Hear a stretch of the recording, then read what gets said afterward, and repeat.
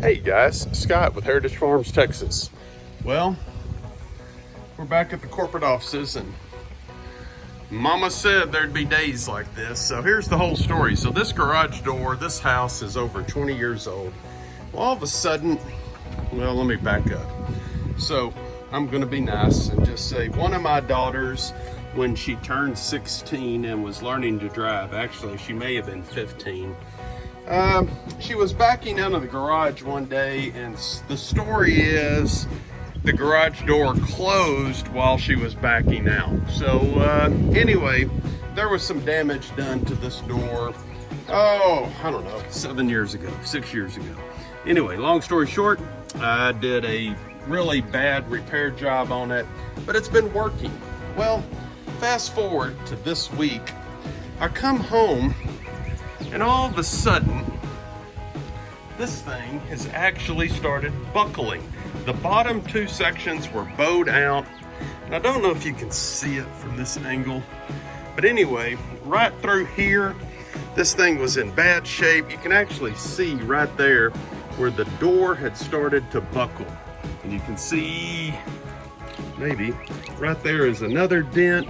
So this metal is super thin, and over 20-something years, heat, up and down, pressure, they start to bow. So let's go on the inside. So I watched a couple of other YouTube videos on how to fix this, and you can kind of see, look at that stress crack right there. You can see that door, the metal, has got metal fatigue, and it started to bend, and it started to break. See another one. Now this door has not been hit on the inside since that wreck, or since the incident, as my daughter refers to it, as when the garage door attacked the car, but that's a different story. But you can see right here, we got a stress crack going right in there. You can see that crease running. So what are we doing? We're taking some of this angle iron metal right here, and we're putting it on the existing hinges to give this door some support. When I first started this one panel, look at that major crease right there. When I first started this one panel, and you can see right here, you can see daylight behind that metal in various places where it's actually bowed out.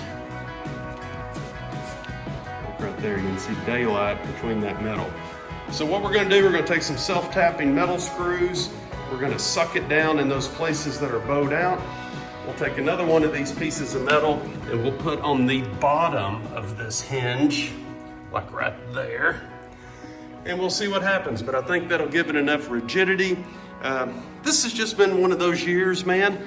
Everything comes in waves. And when you have a house that's 20 years old, everything starts hitting at the same time. Air conditioner went out. Sprinkler repairs. Of course, we just did a major renovation to the backyard with a gate. Check out some of those videos. Landscaping projects. And the last thing I need is a garage door to fall apart right in the middle of all this. Just one of those things I don't want to spend money on at the moment. So if I can spend $100, that's the only thing. These little pieces of metal, they're 8 feet long. You can get them at Lowe's or Home Depot. But God, they're like 25 bucks a piece. So anyway, we're gonna reinforce this, beef it up a little bit, and see if I can, what's the proverbial saying? Kick the can down the road a couple of years. Hey guys, be back soon. Okay, my Southern Engineering project, yeah, that's what I'm gonna call it. Well, I think I put a Band-Aid on it. I made one mistake in my cheapness. I didn't get quite enough metal. I thought I was gonna need just 2 pieces on the door to go from the left to the right.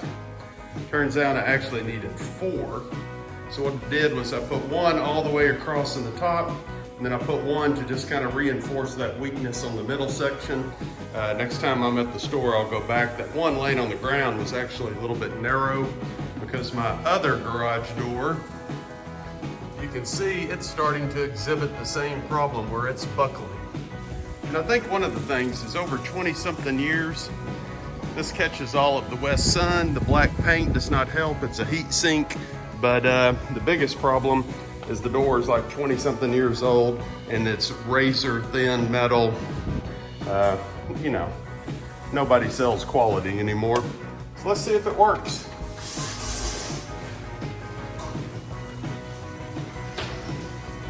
Well, so far so good, but look at the buckling on there. But hey, it was a little bit noisy before too. It was relatively, it would pop occasionally, and I think that was just some of the panels that were going out.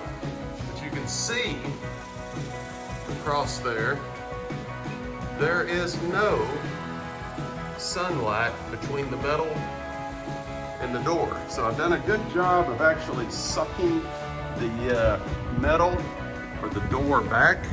So what did we use? Well, I'll tell you what, I'm a big fan of these. I don't know if you guys can see it. That's a self-tapping metal screw with a hex head using my DeWalt 20 volt max driver drill combo. It actually does a pretty good job. So here you go. Fixing a garage door from bowing and buckling on the cheap. So what's the answer long term? Well, the answer long term is I gotta get off my cheapness and open the pocketbook and spend a little money. But I don't know about you guys, but spending money on a garage door, ugh, that just doesn't sound appealing at all. So I got other things to do at the ranch, man. I got cattle, equipment, tractors, land improvements. It's only so much money, man. And where do you spend it? I've made a decision not to spend it on a garage door. So anyway, hey, please subscribe to my channel. Please, please, please. It costs nothing. If you like to see videos like this, we always do home improvement projects. We're always repairing something, trying to help where we can. So, hey, hit that like button. Leave us a comment. What do you think about it? How long do you think the door will last now that I've repaired it? Literally though, that bottom two panels, I thought they were gonna just fall apart earlier this week. But man, you can just see the metal fatigue and how that buckled that door. All right, guys. Hey, glory be to God. Thank you. Hey guys, I just thought I'd do a quick comparison. I'm over in my other garage. We call it the Heritage Farms Hot Rod Garage. So this is a 2-car garage, insulated door, just like the one that I just repaired. But let me show you something that's interesting. So right up here at the top, notice how you got this big metal support across the top? They skip the middle panel, but they come down here at the halfway point and they put another one all the way across. They come down and at the end of the bottom panel, they put another one. So this one has 3 horizontal supports that run across the length of the garage door. So, you know, when you're young, you don't know anything. 20 years ago, you know, I thought I was getting a good deal on a garage door, and it turns out I was not. So, whoever installed this garage door originally, you know, they didn't do me right. Because look at this. This big door, and it's heavier because it actually has glass in it, and they only have 1 of those metal supports. They do not have 2 or 3 like the other door does in the hot rod shop. So the moral of that story is if you ever put in a garage door and it's metal, make sure you have at least 3 of those metal supports that run horizontally.